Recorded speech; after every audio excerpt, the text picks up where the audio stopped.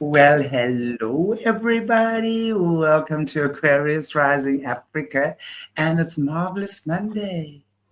And look who we have with us today, the beautiful Jessica, the Cryptid Huntress. And happy Monday. I hope you've all had a fantabulous weekend and done all you enjoy doing. Jessica, welcome. Before we go any further, I just wanted to say it's so cool to have you on a Monday, and I've got you tomorrow, which is awesome. Well, thank you. Yeah, nice to have you. How's your week been? Your 2 weeks been? It's been great. I actually was bigfooting all weekend too, so I've been very busy, But yeah, just I need a little bit of rest, but I'm good. Other than that, yeah, just hunting monsters in the woods. You know, the typical. Cool. Nice, Brice. Nice to have you. How are you? I'm so excited about this. I know that Jessica knows, she knows my boyfriend. And even today I was telling my boyfriend when he came home, I was like, I'm so excited. Because he knows I have Shanti on Monday. And I was like, I'm really excited about the show today because Jessica's coming on. And he even brought up again, Jessica, he was like, I really want to go Bigfoot hunting with her. He was like, me and I'm definitely going. The minute I get to know how to move through that portal, I'm there. I told him, I was like, you, me and Jessica. She goes, I was like, listen, I'm not hunting. I mean, I'm not camping. I'll go during the day, but I'm going to go back to the hotel. You and Jessica can stay in the wood overnight if you want to. So, but no, Shanti, when you come, I'm serious. I want to get a GoPro and put it on you, a camera, and send you out with Jessica because you will be. Well, our audience knows this. Like Shanti will be like friends with the Bigfoot before the night is over. She will have that. She will give the Bigfoot a talking to. She will make the Bigfoot do its shadow work. I'll make the Bigfoot calm down. I'll make him realize he's from light. I'll get him to curb himself, brush his teeth.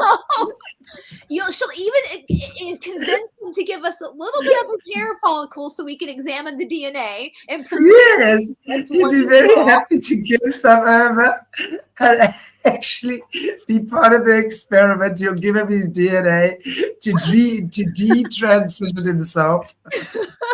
I mean, y'all, wouldn't that be priceless? I would love to see that because Shanti you just go through the world so beautifully and so boldly, and I just think that's exactly what they need. Is they need a Shanti to be like, settle down, don't scare people, calm down. There's no need for all of this. Relax, take a breath. Let's sit in a circle. We can do some yoga. Yes. Do you have any issues? What are your betrayal issues?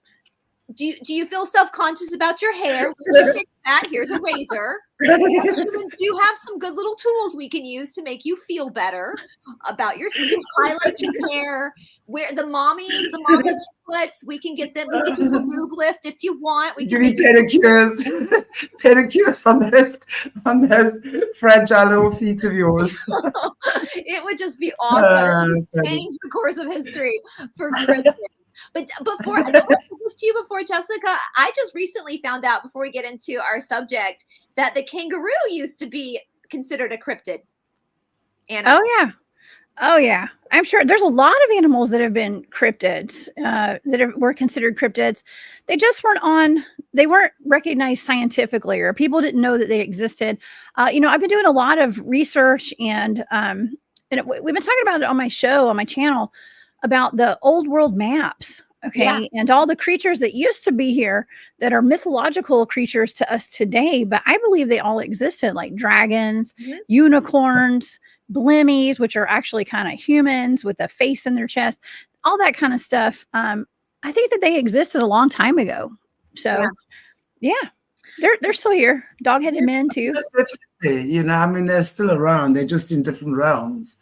And that's what we're realizing more and more. And, the more we speak to people like yourself, like Caleb, Caleb is, he's a mountain of information, although people sometimes get frustrated with him because he does not share, he doesn't gush at all. He'll rather give too little than too much. And I appreciate that, because there's so many people out there giving a whole bunch of stuff right now, you know, and you don't know who is on the what side, you know, and you shall know them by their fruit. So whatever, but it's very cool. So what we're learning from that is Earth is not just a third dimensional planet for us human beings, and the other planets are not spinning around us and doing acrobatics, showing off Earth, and for all of us to get jealous because we're stuck here. It's not like that.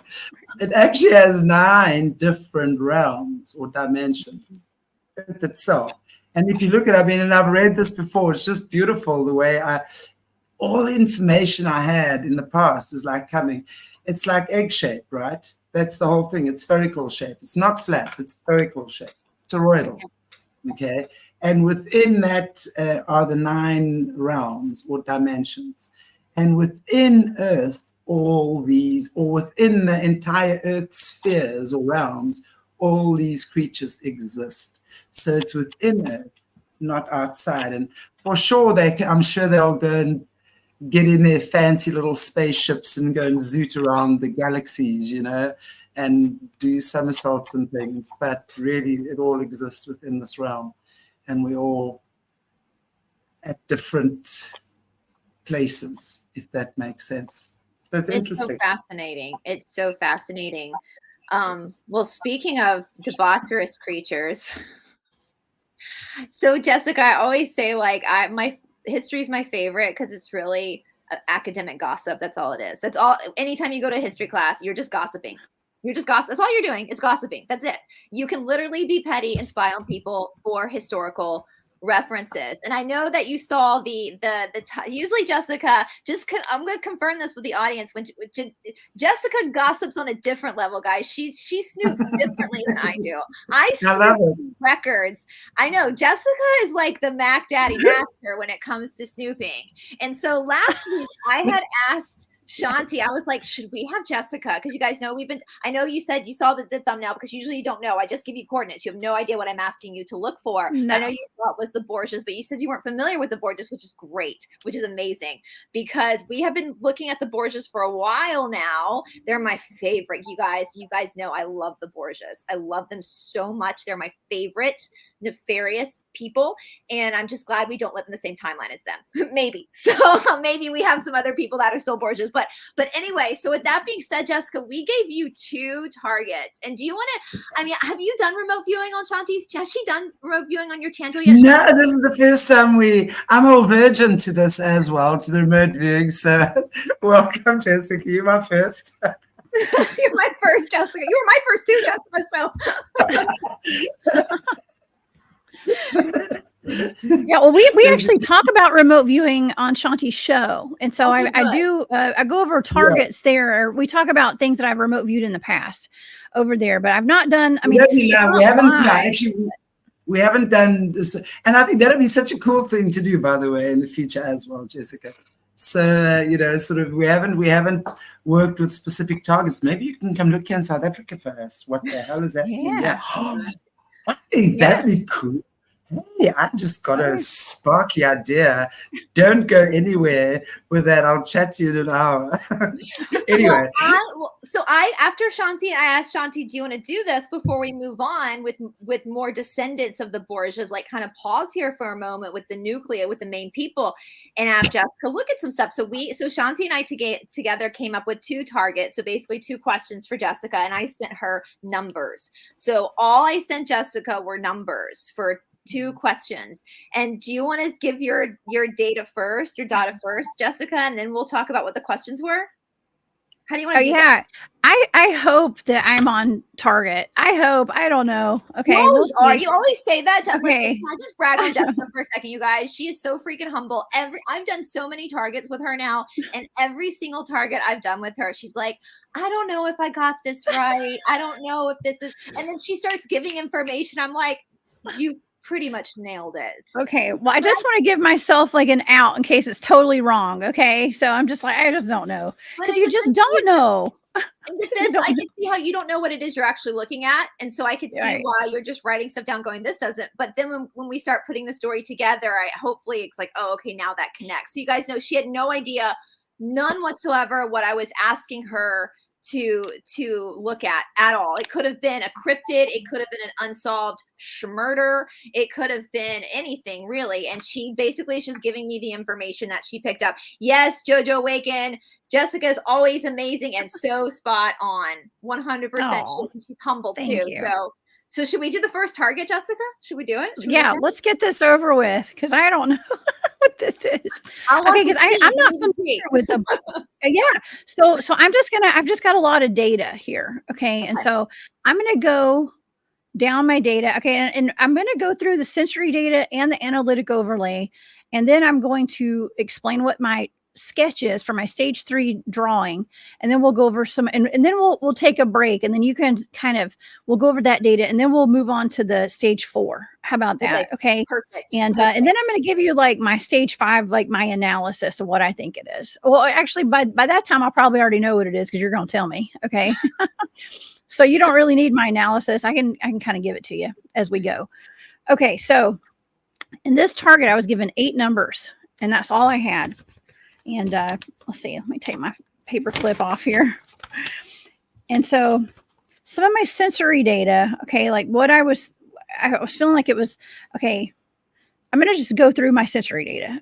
I wrote beginning, upswing. Which set of numbers are you doing first, Jessica? Okay, Just so I'm the looking first at my target notes you gave me, which is 7, 6, 2, 4, 3, 7, 8, 9. Okay, cool. That's the first target. Okay, so I wrote, these are some of the things I wrote. Beginning, upswing, upbeat, lost, 2, clouded, panic, limited, drastic, and audible. Those are some of the words I wrote. Now, my analytic overlay of this target, I wrote begin, adventure, recall, curtain call, lost girls. So I was picking up on lost girls, and I wrote Serbia. Okay. Central, I wrote South America. So I wrote Lost Girls, Serbia, Central, South America. I was getting like Central, South Central, basically, is kind of what I was getting. But I wrote South America because I'm not going to lie. I started feeling like I was remote viewing those 2 girls from Amsterdam that got lost, and or they were in South America. I think like that's where my mind was kind of going as I was doing this. Like I was seeing some girls that had gotten lost and ended up, their bodies were found. Okay. So I was kind of picking up on that, but I didn't write that down. Okay. But I wrote lost girls, South America, touchdown, landmine, panic attack, ledge or a ledger, like the ledge of like a hill or a mountain or something. I wrote ledge, limited resources, dip, I wrote dip, drastic measures. And then I heard bleeding, I heard breathing, and I wrote down death. Okay. And then for the drawing that I did, you can interpret this how you will, because I didn't have a chance to send this to you yet, Brice. That's okay. I wrote it looked like a shoe, like a foot stuck in a shoe, like it was almost like, because I think I was picking up on those girls maybe, and I thought I was seeing like like a, what do you call it? Not decapitated your head, but like a foot in a shoe that had come off somebody's leg or something. I wasn't sure what I was seeing there, but I think I have, and I think I know why you're picking up on South America. And maybe once we get to the question I asked, the audience will know too, because there's some stuff you're saying that's pretty spot on with the question that was asked. Okay. So you just tell me when you're ready. Do you want to go over that? Let's go over that because that's my first page of data right there. Okay. So the first question was actually Shanti's question. So just to brief, guys, you guys can go and check out all of our deep dives on the Borgias. The Borgias lived that we're talking about, and now that kind of answered one of the subtle questions I had. So this Rodrigo Borgia was Pope Alexander VI. He started his reign in 1492. He had lots of children, but I've now labeled them in my notes as the Borgia 4. So there were 4 kids that were fully blood related. So they have the same mother, and their father was Pope Alexander VI, the Pope, because back then all the popes had kids. And the Borgias, you guys, if you're new, the Borgias were one of the most debaucherous. I mean, somebody said they're like the Clintons today. I think they're 10 times worse than the Clintons. There were rumors of I don't know if I can say this word, but inappropriate relationships amongst siblings. We know that the big Jesus painting, we've talked about that everybody has, that's Cesare Borgia. That's the oldest of the Borgia four. We know that there's a lot, I mean, that's why they're my favorite historical family, because it's so petty to study this stuff 500 years removed. However, wouldn't want to be alive when they were ruling, right? Like they were not. And we know we've covered Rodrigo, we've covered the Borgia four. And I said, before we go into the descendants, let's have Jessica look at some of we know that there were rumors of or schmorgies, we'll say, in the Vatican amongst them and their rituals. So Shanti actually had the first question, and these were the coordinates. The coordinates again were 76243789. Were the Borgia four, Cesare, Juan, Lucrezia, and Joffrey, satanically, ritually, I'm not going to say the A word just for algorithmic purposes, shabused as children? And some of the stuff you said, I got goosebumps when you were saying like what you like initiation, like there was some words you read that literally signified what I would think would be the start of this family's role in getting to the top of the pyramid, if that makes sense, of the Illuminati, we'll say. And South America, so I didn't add this in the question because this might actually have to do with the second target, but I'm not going to tell you what. Pope Francis, that's the right now Pope. He has claimed to be a descendant of the Borgias. All right. Now, it is said that a lot of the descendants, because there's a lot of Borgia descendants, guys, those people were boinking like rabbits. Like they have so many descendants, legitimate and illegitimate, and a lot of them ended up where? In South America. Oh. And Pope Alexander VI was the Pope for any South Americans who did the divide between Brazil and the rest of South America, where he said this place belongs to Portugal and this place belongs to Spain. That's why the Brazilians speak Portuguese and the rest speak Spain. Pope Alexander VI was also, he was a cardinal at the time, was also the one that gave dispensation to Ferdinand and Isabella to get married. They were the ones that united Spain and sent Christopher Columbus to America, allegedly, according to the historical narrative that we have. And again, the whole Cesare Borgia being Jesus, they created his picture as Jesus, as Jesus, as the Dionysian cult. Is there anything you want to add to that, Shanti? No, I think you pretty much covered it. I mean, the two girls. So this is what's crazy, that when you said two girls, my immediate mind was Sancha of Aragon and Lucrezia. Those are the two girls, and they died a long time ago. But Lucrezia, if you guys remember, Lucrezia was his daughter. Sancha was his daughter-in-law. And both of these girls at this time, I mean, my heart breaks for both of them because they were used and abused big time. And there were all these allegations, especially with Lucrezia, of having a poison ring where she poisoned people. And I don't blame her. I don't blame a sister for poisoning people if she was being, we'll say, graped. I noticed some channelers saying graped, but graped instead of the R word, like that was happening to her all the time, especially by family members. I think, God bless her. And so the two, in my opinion, both Sancha and Lucrezia were in an essence sacrifices, but not mortal. They lived long enough to have a life, but they were used. Does that make sense? I'm trying to watch how I say this as well, because we are on YouTube. Do you want to add to that, Shanti? Like about I think we've kind of, I think you've kind of pretty much covered the questions. It would make sense. Again, if we just look at the whole Luciferian system, women are very, very powerful. I mean, if you speak to Jesse, up until recently, the 5 mothers of darkness, the Queen Mother, and then the 4 mothers were top of the shadow government. They were head of the shadow government. So basically, the Illuminati was run by women. So because every night the Queen Mother of Darkness would sit channeling information from Satan to go and disperse to the rest of the system. So women have always been very, very powerful, and especially when it comes to witchcraft, when it comes to channeling, intuitive connections, the emotional, feely stuff, right? Men would generally be more on the physical, attack, combative, whatever, you know, that sort of stuff. Not that it's mutually exclusive. But when we see that, then it makes sense that those girls were Lucrezia as well as Sancha. They might have been treated badly. I mean, I don't even know what the word is, because being treated badly is not even a tenth of what I mean. But I believe that they were probably being used for very powerful conduits, channelers maybe, witches maybe.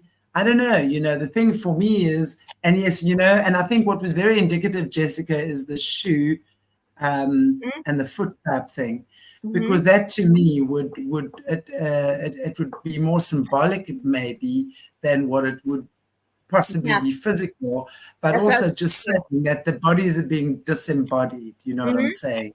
So there are kids being cut up, whatever, disembodied, their organs used, because these guys have known since forever that how powerful it is. And witchcraft, especially when you're consuming the organs of children. I know when I worked with the police in Namibia on a child unaliving case, and this child was completely dismembered, everything. And I said to them straight, this is a Muti murder. Muti is witchcraft. And I told them what she looked like. I said, that one's a shapeshifter. And I said, sure, you don't, next she's a fly on the wall and she's something else. It's crazy. Powerful medicine. But in her body, she was very, very sick. So she needed to consume the body parts of the child so that she had a blood disease, so that she could restore herself. And of course, we know now that's not the way. You know, the African witches might not use adrenochrome, because I don't know but they would use the body parts. Oh boy, that's for sure. I'm not sure about the adrenochrome. I don't know about that. It just seems to be quite a sophisticated way to get it out. I don't know.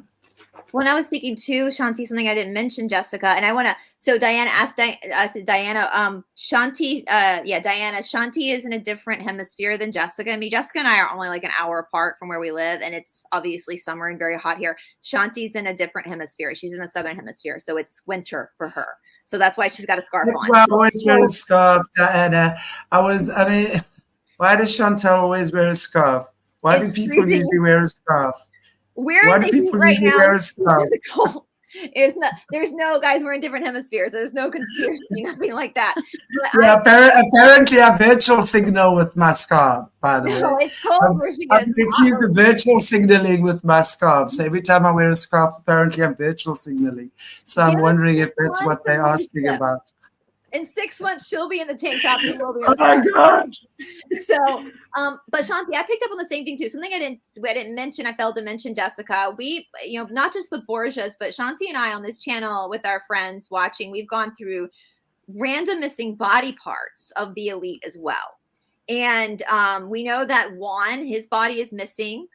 Pierre Luigi, another one of Rodrigo's son's body is missing. Like, how do you lose a body, you guys? Like, we know that we started this with Rasputin and his wiener. Like, his wiener went missing for a while, you know, but we know with Lucrezia, what do they have of her still?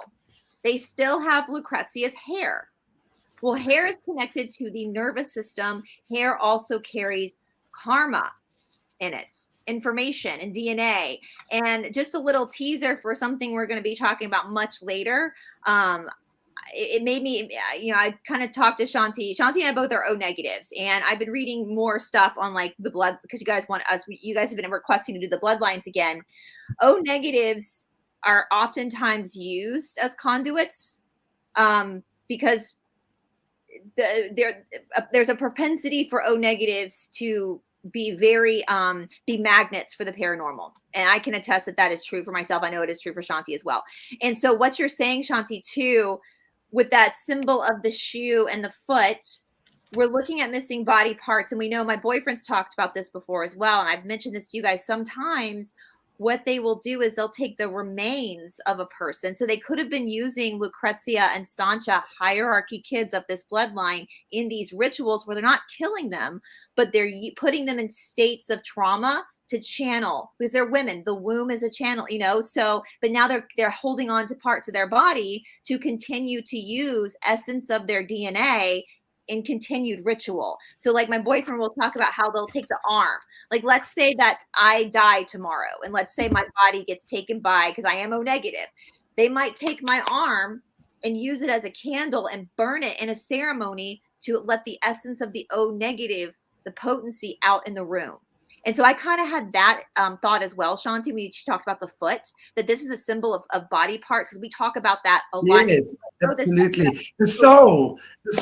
Also, if you look at the soles of the feet, right? Yes, yeah, the reflex, and it's and we talk about this a lot, Jessica, about with these hierarchy families, this establishment, that a lot of them have missing body parts. A lot of them, like we look at the stigmatics, they take their hearts out. Like there's some weird. They think we're weirdos. Like, look at what they're doing. Like, this is some weird shit, right? And playing Ring Around the Rosie with somebody's heart. Like, this is wild. So, and I also thought of too, and I don't know how much I can say about this as well, because if this is the nucleus, if we see the start of the reign of the Borgias, well, what the Pope is famous for wearing what color shoe? Red shoes. What do we know about the Red Shoe Club? Yeah. So I got that as well, that imprint, when you talked about that as well, because we know the Pope before. Do you see color at all, Jessica, when you see these things? I mean, when you get these some visions or pictures, do you sometimes get it in color? Is that significant? Or I get color all the time. Trying to see if I came up with any colors on this one. Yeah, I see in color. Yeah, but if I see a color, I write it down. I definitely write it down. If it's like prominent, if it's something that I'm seeing it. If I see it, I write it down for sure. But yeah, I did not write any specific colors down in this target that I can see right here. Not this time. Yeah. I mean, it could have been multiple. It could have been multiple symbolism for this episode, because I literally, some of the adjectives you were getting, like nouns, the words you were getting to describe it, you were seeing literally. For me, the question that was asked, were the Borgia 4 SRA'd? And that I think you said something about uphill, like going uphill, but get like what are some of the words? Upswing. So that we know this is when the Borgias took power. I think I even in the beginning. I wrote down beginning. I wrote down beginning and then upswing, and there was an upbeat, upswing, upbeat, and then I wrote down lost, 2, clouded, panic, limited, drastic, and audible. That was my sensory data. Audible or inaudible? I wrote audible. That makes sense, because we've talked. Nowadays, the Illuminati has to put things in code because we've gotten wise. But back then, you guys, like, they were debaucherous in public because nobody could stop them. That the struggle between the haves and the have-nots was so great that the commoners, us peasants, we couldn't do anything about their debaucherous ways. Next week I want to talk. I put a poll on my channel about if you guys wanted to go over the conspiracy behind the Borgia apartments, and everybody said yes, yes, yes. So we're going to look at, they were sealed for like 300 years. So we're talking about audible. I think everybody could hear. I think people could hear things going on. Could probably hear the screams. Could probably hear. And I want to reiterate that the Borgias were not the only ones doing this. Every single freaking cardinal was doing this. They just became some of the most debaucherous and limited. So if you've only got 4 kids that you're working with, the Borgia 4, some of these, you know, I know that and on the side of good, we believe everyone's equal. There's no such thing as a supreme bloodline or not. But if you're out there, if you're a hierarchy guy like Rodrigo Borgia, if you're you know, an O negative or whatever in the bloodline, and you're out there, you can't keep your freaking member in your pants, you're just talawhacking all over Rome, you're probably going to boink women who are also Rh positive. So you might have kids that, even though they're your kids, they might not be of the bloodline that you want. But Vonesa, his chief mistress, who was the mother of the Borgia Four, was probably picked for that position for a reason, because of her DNA. Right. So the Borgia Four, that's another reason why I think the Borgia Four are the main Borgias that we follow, because I think their mother was picked. They weren't just some like fun night at a brothel that the Pope was having, right? This was very well. As they do today. Yes. You know, we look at these things, and I mean, and it makes a lot of sense, because when you're looking at the system today, most of the women are not even pregnant themselves. I mean, there's a very well-known video that for a while ago was doing the rounds with Beyonce in Australia, sitting down for a TV interview, and as she sits, her whole belly caves in. You know, so yet look at her kids, they look exactly like her and Jay-Z. So how do they get to look like that? Well, I'm of the opinion they use their DNA for sure. And they often will have surrogates carrying those kids, because very often the women are not proper women. They actually have already been transgendered. Very often that has happened. And it's been happening for longer than what we actually realize, you know. Fiona Barnett, and I've mentioned the story before, speaks about Nicole Kidman. Fiona Barnett was in the system at the same time with Nicole Kidman. Nicole Kidman's father, Anthony Kidman, was her chief abuser, and he was prolific in the system in Australia. And in fact, it's because of him, it's because of Fiona that he in fact was taken out, because she blew the whistle on him. Fiona blew the whistle on him. And anyway, one of the stories that she will tell is that while Nicole was in the womb still, her father was doing transgender experiments. She's actually born male, but she was one of those that was already transgendered in the womb. So she looks like a girl on the outside. She's got her boobies and what have you, but inside, all her organs are not feminine, which is why she's never been able to have children. So you'll have often, and if you speak to people like Jesse, that's when they'll adopt, you know, they'll like adopt kids, or they oftentimes will have surrogates, that sort of thing. And that's how they keep the bloodlines, you know, they splice these kids' DNA. They take the DNA from the parents, they splice it, they put in there what they want. And, we're gonna talk more about that. I told Shanti, because you guys have requested, and I want to so with the honest you guys are talking about, Rh positive can obviously have spiritual abilities, but we're talking about with O negative, it's it's hard to explain. Like Shanti and I were talking about this offline, like the back of our eyes are there's literal physical differences with O negatives. The back of our eyes are shaped differently. We oftentimes have extra organs. I have an extra urinary tube, not that fancy, it's a urinary tube, but you know, there's a lot of just different with it. It's because we have no antigens in our blood, right? There's nothing. Like an O negative, we have nothing in our blood.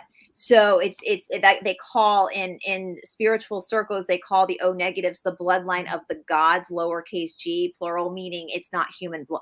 And when I started researching the Rh negative because of my own experiences, I learned that in deep science, and this is like mainstream science, guys, they label Rh negatives as a different species. They don't label us as the same species as Rh positive. So when we talk, everybody can have a spiritual experience. Obviously, we're all souls. We're really just souls in a container, right? But the body is the physical manifestation of whatever trajectory you need to be on this life. And there is something very weird about the O negative bloodline. And that's what a lot of these hierarchy families are looking for, is for O negative, because that there's a potency. Like I attract spirits like crazy. My boyfriend thinks it's hysterical because he sees me get attacked all the time, get my hair pulled all the time. And so if that's put in the wrong hands, like I believe, like look at Lucrezia, what we know about Lucrezia. Lucrezia in her paintings has all the markings of an O negative. If you know what you're looking for, there are physical markings on the body, and she has all of them. And so my guess is that she was used. We know sex magic is very potent. My guess that she was used against her will for her genetic makeup to do whatever they were doing in those schmorgies, we'll say. I have so much empathy for Lucrezia. I think she was raped by her father. I think she was raped by, I think, normal stuff, normal hierarchy, Yep. higher level bloodline stuff, because we know that, I mean, they really don't have any desire to give love, create love. I mean, they'll play the roles of being the perfect family and model parents and, you know, perfect children that get perfect They grades. didn't even have to do that back then because they didn't have anybody challenging them. So they could be as debaucherous as they wanted to. I mean, you guys go back to our episode on the banquet of chestnuts that, you know, it's so hysterical, Jessica. I was saying, because in the late 1800s, the Pope at the time, I kind of laugh because they always tell themselves, don't they? He decided to open up the secret part of the Vatican just for a second to let some researchers just look there to see there was nothing really that scandalous in there to hide. And I guarantee you, because there was no women back then, no females would have been allowed to do this. It had to have been a gay man who was a researcher who walked in that Vatican library and was like, well, all you dumbasses are looking at the spiritual text, I'm gonna go read the diaries. And so this dude went and read the diaries. He picked that damn diary up. He's like, oh, y'all gonna believe this. Like, listen to this, like descriptions of all this stuff going on. And so my heart goes out to Lucrezia and Sancha. Sancha was her sister-in-law, but we know Lucrezia, I think we said this in her episode, as far as the Borgia 4, she was the only girl. You know, it was Cesare Juan and Joffrey, and then her. She was the only female, and so I think that was a lot of pressure. I see a lot of people are asking about how do you know, like, if you're positive or negative. Quick before we go to the next target. So for most women, if you don't know, if you're already in childbearing years and you've never been told that. Most women know they're Rh negative. I knew as a kid that I had to, if I ever got pregnant, I was going to have a special shot. My boyfriend's negative too, so I wouldn't need that shot now. But so most women would already know by the time they're in childbearing years if they're negative or not. But otherwise, you can just do a simple blood test, and it'll tell you if you're AB, A, O, negative or positive. It's you can order one online and give it to yourself. So it's super easy to find out your blood type. So, or you can call your doctor because it should be on your medical files. So super easy to find out your blood type. So. Anyway, is there anything else we want to say about that, or do we want to move on, you guys?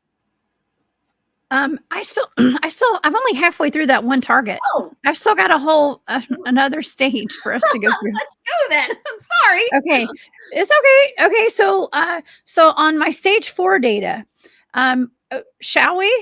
Is it okay if we go ahead and just rip through? Let's rip and run through this one. Okay, so this is the second page of data, my stage 4. I started feeling very emotional. Okay, very emotional, where I started crying, and I actually wrote down emotional damage.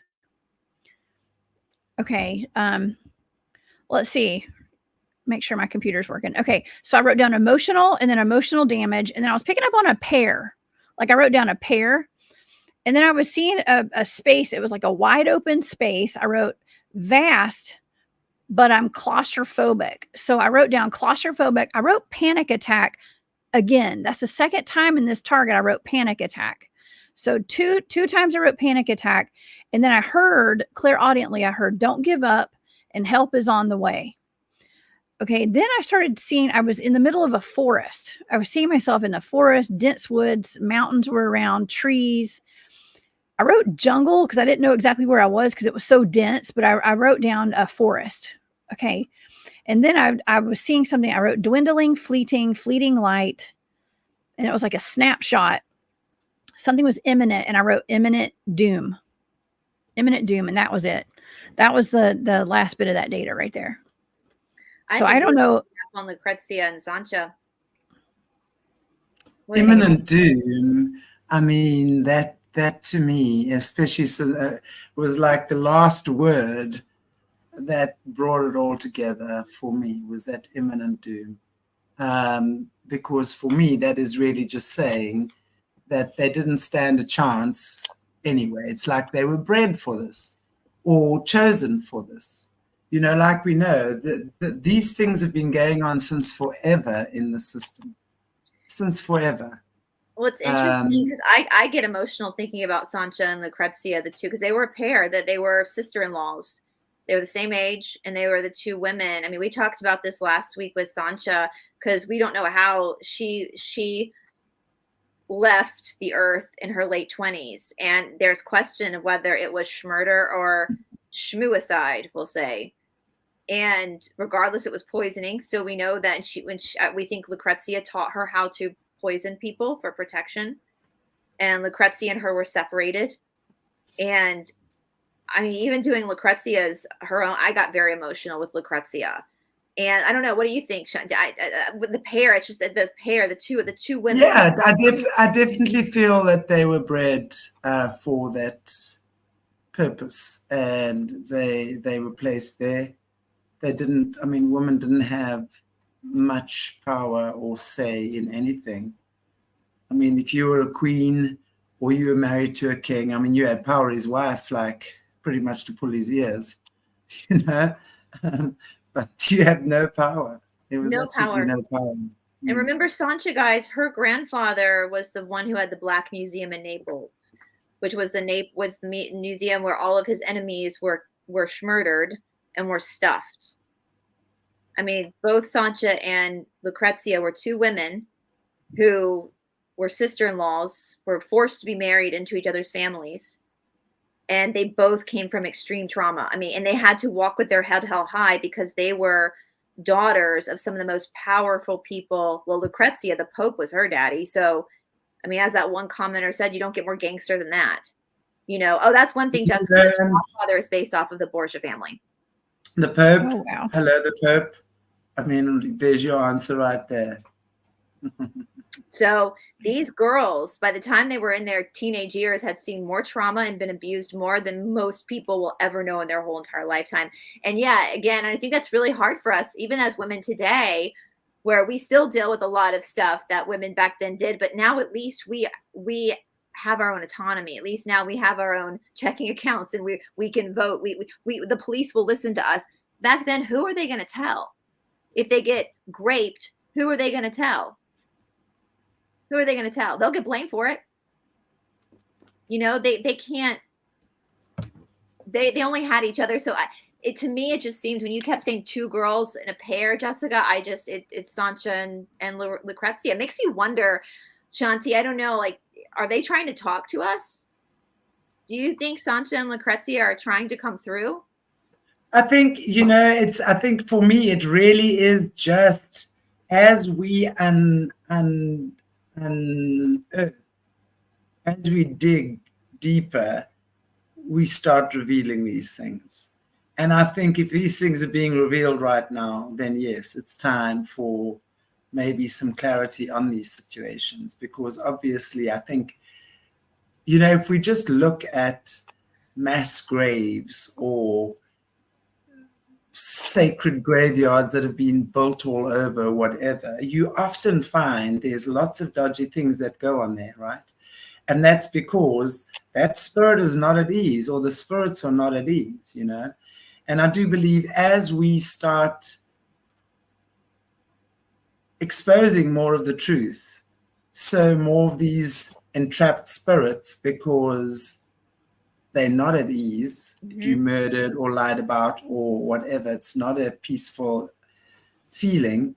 So we will find more and more peace. So we've just by releasing the truth from the people that have passed on as well. So I think that when we're dealing with this stuff, for sure, there would be that element of them coming through.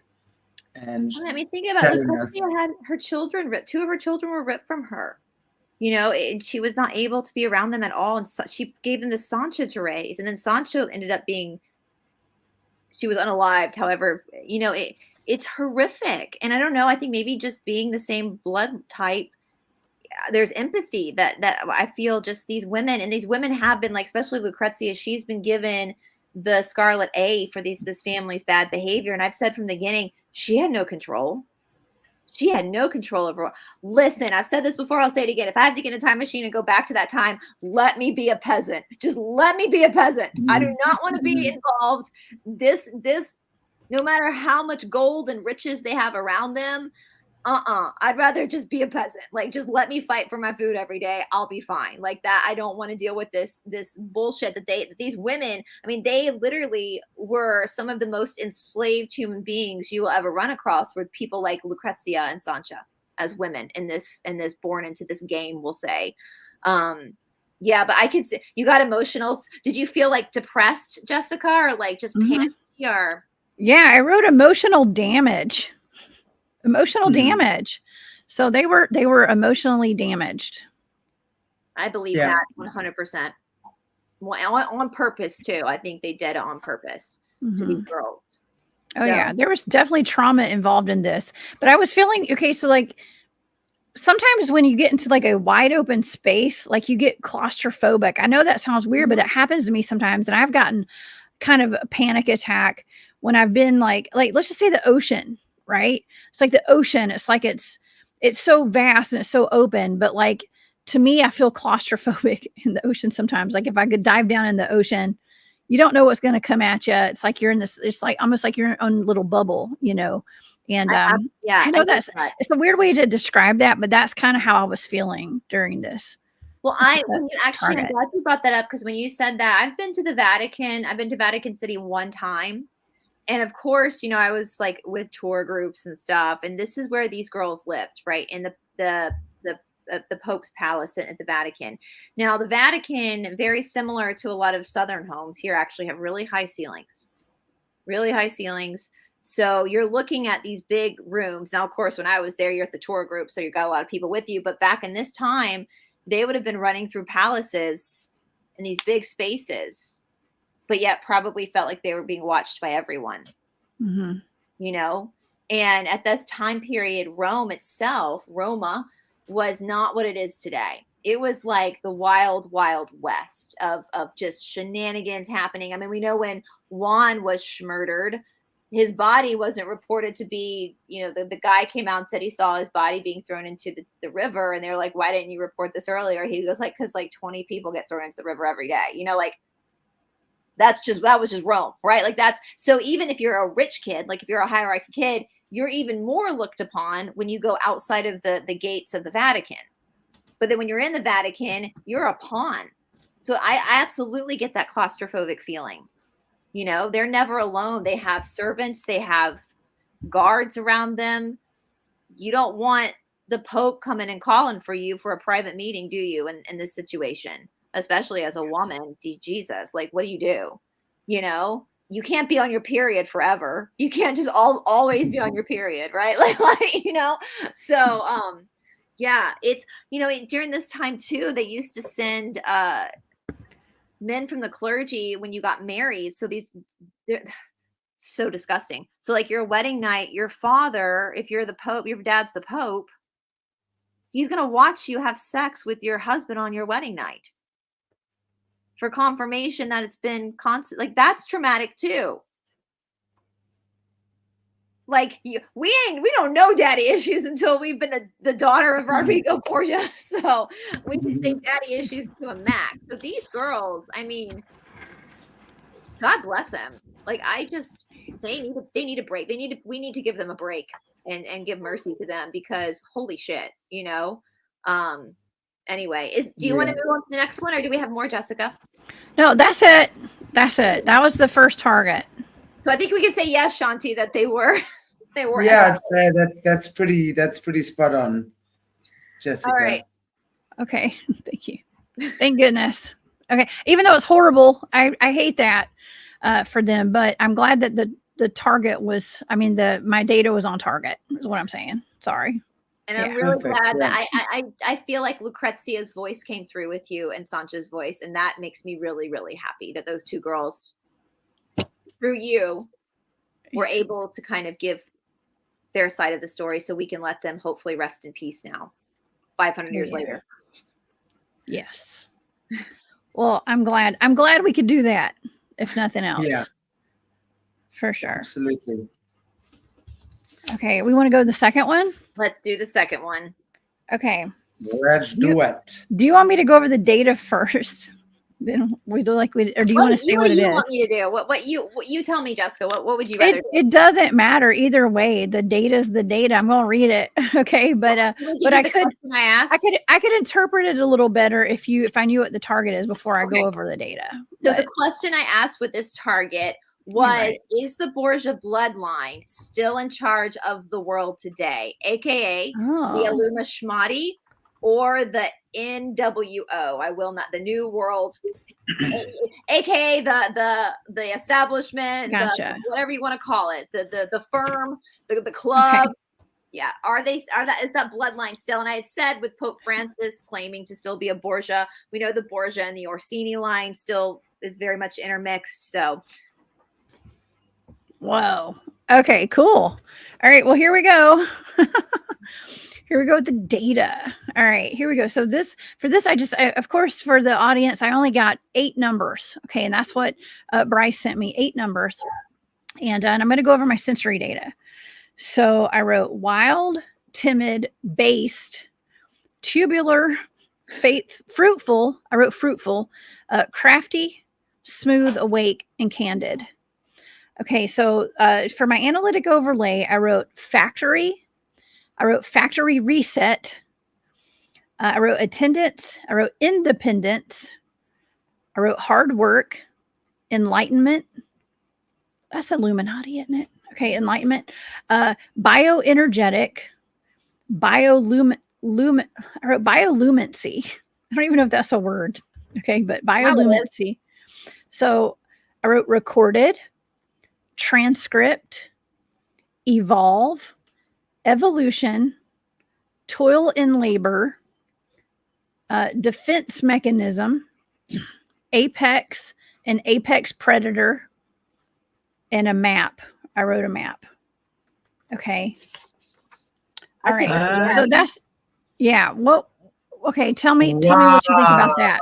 I think that's absolutely a yes. And I think they've been involved in a lot of the resets that have happened. I think they're involved in a lot of the underground laboratories. I think, you know what I think? Again, if I go to the end, the map, that to me immediately says they were given the original map.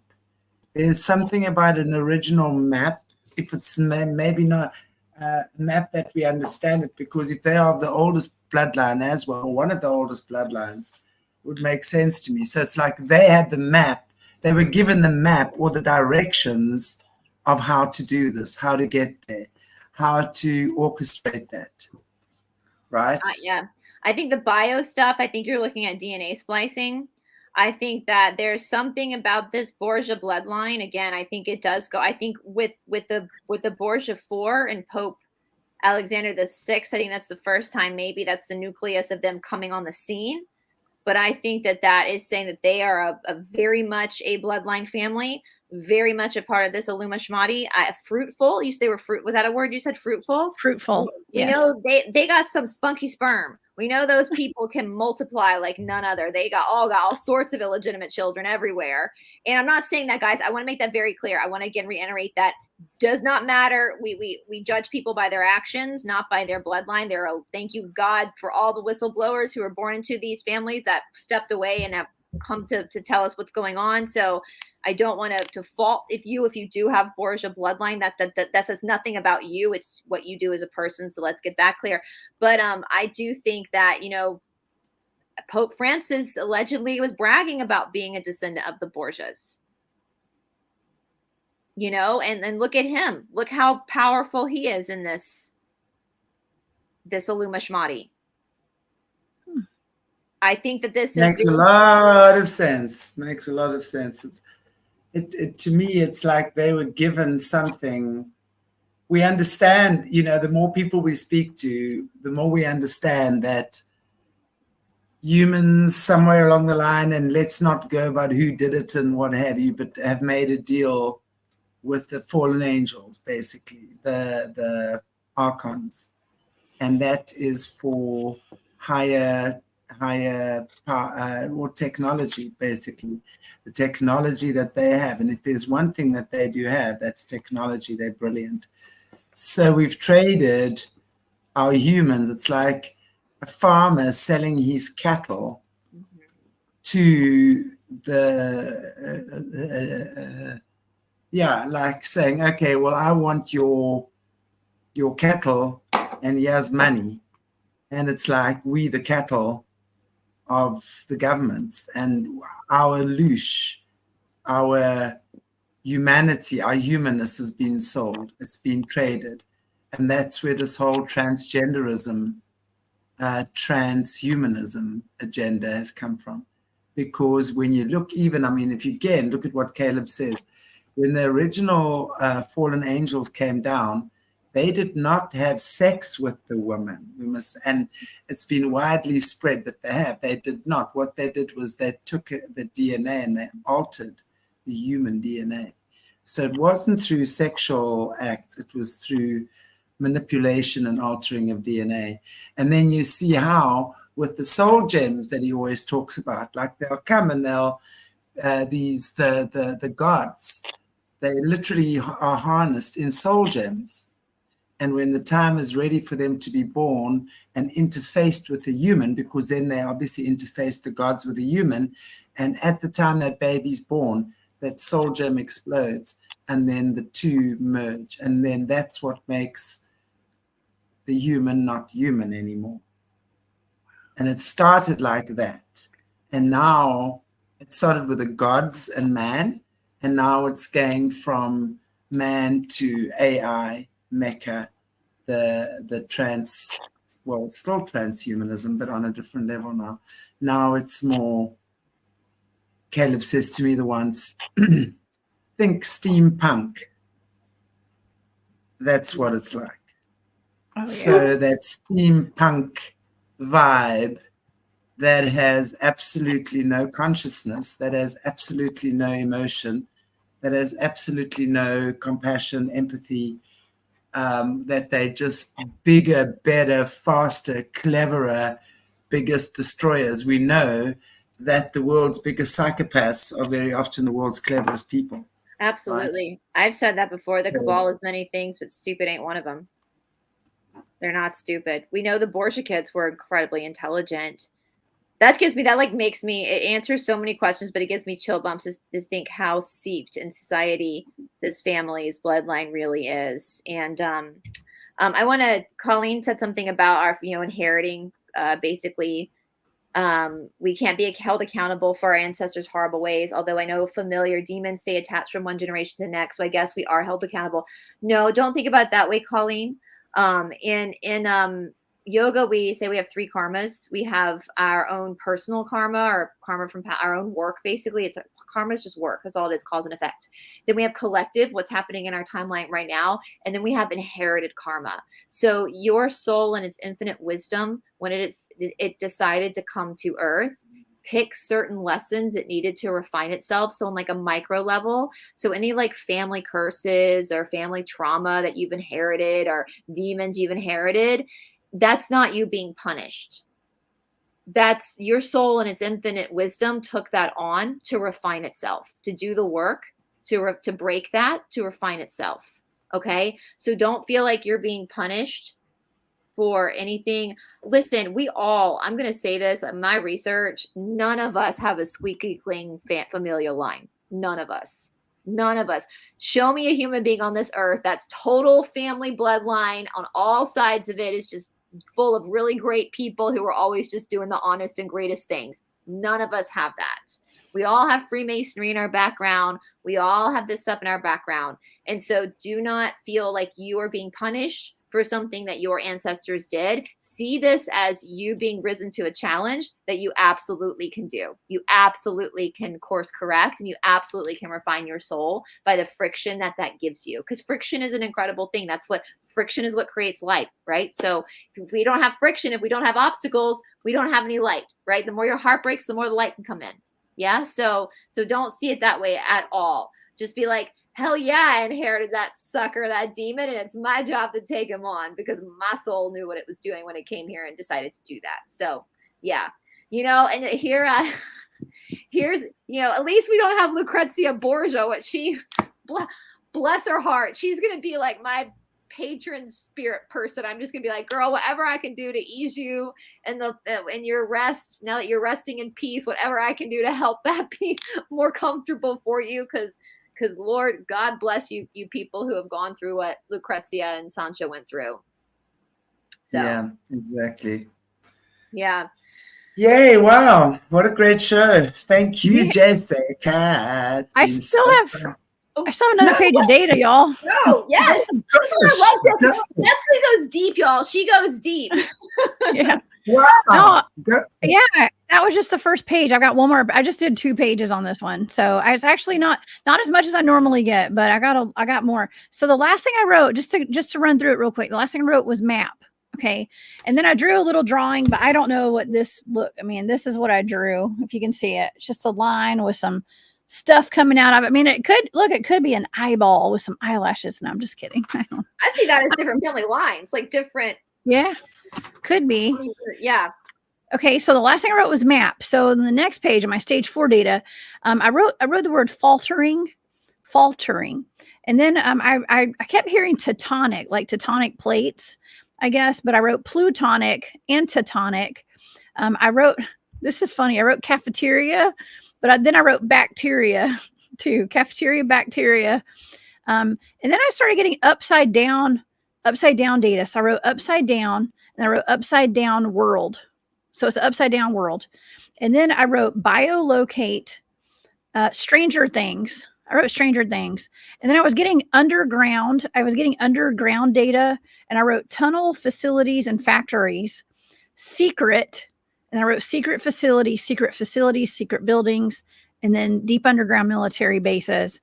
And that's when I ended the target, because I felt like I was getting inside those bases and I just didn't feel like poking my nose around where I didn't know where I was. And I didn't want to get in trouble there. You didn't need to poke your nose around, girl. That pretty much answered the question. Yes. I think that's a big fat yes, isn't it? What do you think, Shanti? Wow. And how? Yeah. Not even they're one of the bloodline families, guys. Like that. I think that's, especially when you start to get into the bloodline family. One of the bloodline families. Especially if you're looking at the Orsini connection as well. And we know Orsini is the Grey Pope or the Black Pope. Yeah. Which is supposedly the most powerful man. I mean, we well know. I don't give a rat's bum how many politicians are running around in their fancy suits and their highlighted hair and their sweet aftershave. They're just puppets and they've all got handlers. All these guys and women have got handlers. They answer to someone who answers to someone who answers to someone. And no one really knows who they're answering to. They all know it's kind of like a chain of command. Yeah. So, but it's coming from. But then when we listen to Jessie, for example, where it's literally channeled to the mothers of darkness, who then channel that to the rest of the system. So then that's how the Luciferian information gets channeled to the systems through the Queen Mother of Darkness. They're not there anymore, but that's the way it used to happen. So that's what I'm saying. It's like no one really. So that chain of command gives to that one, to that one, to that one. It's so confusing for everyone because no one knows who's at the top of the pile. It's like the Wizard of Oz, the small guy behind the curtain. I will say it's interesting too. I kept thinking about underground people as well. And the Cassiopeians talk about the underground world a lot, underground people. And basically, they talk about there are people that live underground that know about they're sent up to Earth to kind of be pawns for the Illuminati. And basically the Cassiopeians only a few months back said a lot of the big YouTubers in the truther world are underground people who are literally controlled opposition. I already knew that. Shanti, I think Jessica and Shanti, but we've had our experiences with these people off camera. We know they're not good. We know that their job is to distract you and to make you think you're on a spaceship. Well, the beauty about these things is, and I don't know if anyone is watching that to Jesse's book club yesterday, which was very interesting. And there was a point where everyone was going and they were going on this mission together. And just when everything was going so well, the whole little entity or demon of criticism entered the equation. So criticism, then people started criticizing each other. They started having silly arguments and judgments. Now, I was saying, isn't it interesting? Just when we reach a certain point, oftentimes, we often self-sabotage. And we then these little niggly energies come in. Now then one of two things can happen. We're either going to break up and have a disastrous experience and hate each other, or we get to say, hang on, we see what's happening here. How do we grow through this experience? So as we grow through this experience, let me acknowledge I don't choose to criticize you. I don't choose to judge you. It's really my projection. Acknowledge it's my projection. Then we grow together, right? But it's like the negative elements will come in and they're really going to show me where my weaknesses are. And when I can see that is not something meant to fuck me up, right? And many people will perceive it as that. I'll say, okay, well, you think you can get me there, and ouch, that hurt. But hey, let me see how you got in there. Where was the opening in my spiritual shield?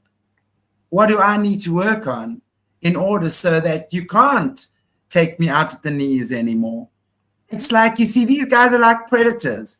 When they smell blood or weakness, they're going to go for it. Yeah. It's like trying to tell a lion not to hunt. That's what they do. They are predators in the spiritual realm. We can't expect them in their current state to be sweet little, funky little fairies playing Tinkerbell in our ears to sleep at night, right?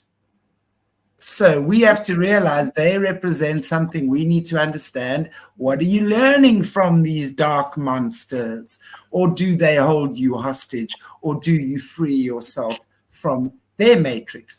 And once you've freed yourself from their matrix, you will know and understand that you've grown through that experience, because that means your frequency, your vibration is lifted.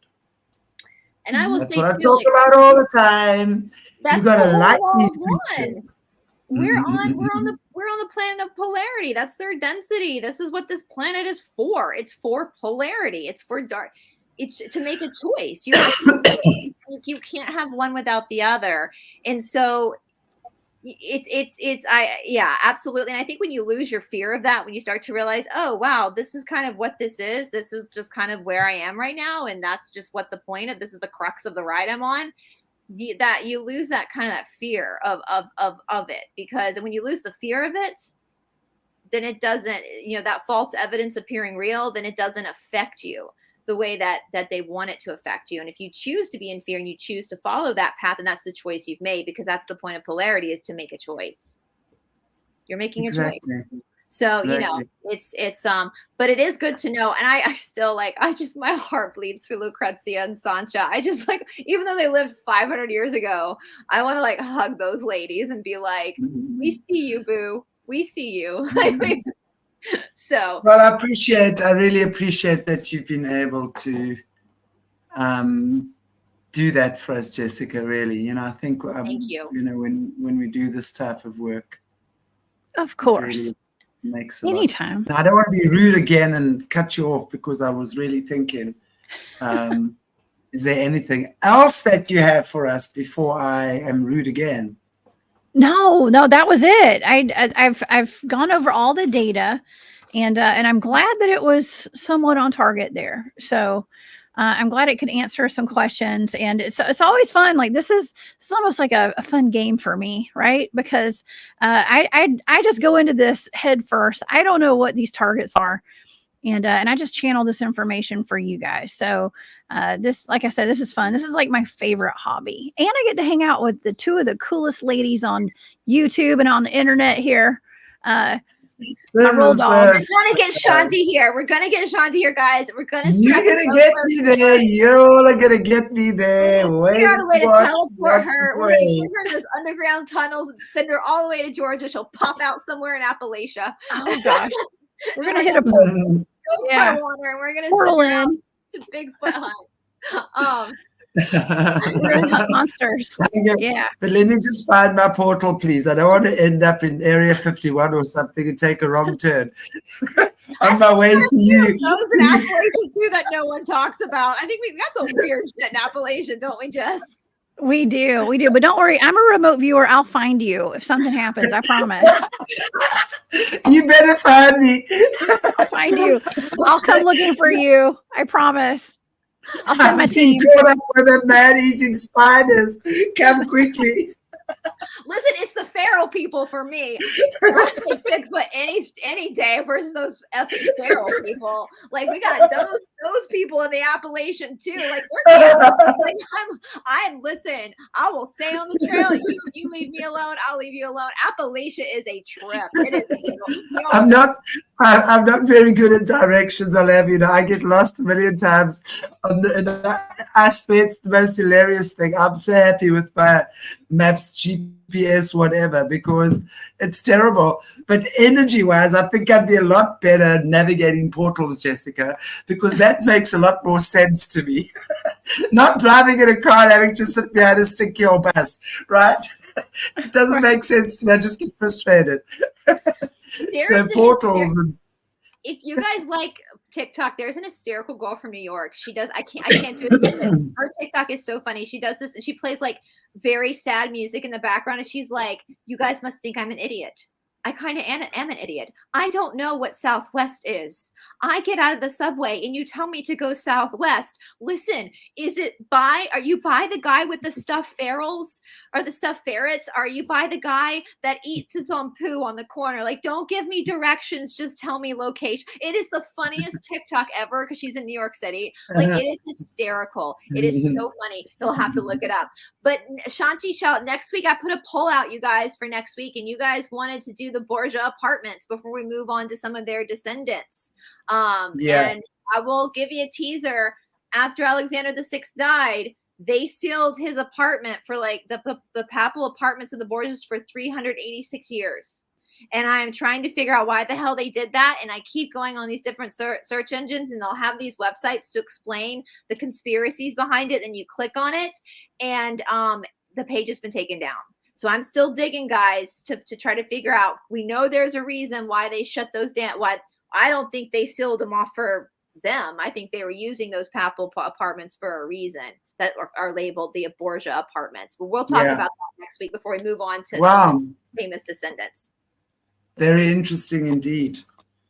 Yay. Well, thank you, everybody, for joining us. Always such fun to have our beautiful usual suspects in the chat, keeping us entertained and keeping us company. Jessica, it was amazing. We look forward to doing this again with you in the future. We'll just be checking in with our own personal remote viewer, Cryptid Huntress. Anytime. That's exactly. We look forward to that. I think it's all coming together now. So that's amazing. Okay, everybody. Brice, thank you so much, honey. Thank you. And I will see you Wednesday again. And everybody, thank you so, so much for joining us on this marvelous Monday with these two beautiful women. And I hope you enjoyed our show as much as what I did. And I look forward to seeing you tomorrow with Jessica. And I think Caleb is joining us, isn't he? Is Caleb joining us tomorrow? Oh, I would love that. Please, Caleb, come join us. Yes. I would love that too. Selfishly, as a viewer, I would love that too. Because Justin Perfect. and Caleb, I've never met Caleb, but I love his show. So I've actually sent a lot of his shows to people. But you know what I really love about doing like a lot of these combos, for example. I mean, and that's what I was trying to say to people last night. I'm a greenie when it comes to this stuff, right? I mean, what I see is very in my spirit and blah, blah, blah. So it's so nice for me to, because I will ask specific questions, but you that's actually been in, you in the industry, you working with the guys all day, every day. Caleb that's had firsthand experience here. You have a different conversation to what I do. And that's so cool because I love that. And I look forward to that. So yeah, we will have Caleb on then probably more than likely with you tomorrow night. I'll just double confirm with him. But look forward to that. Yay. Yeah. Talking Hello, about Monster Hunter. Okay. little creepy little things that do that. Okay, everybody. Lots of love to you all. Take good care of you. And we shall see you very, very soon. Bye.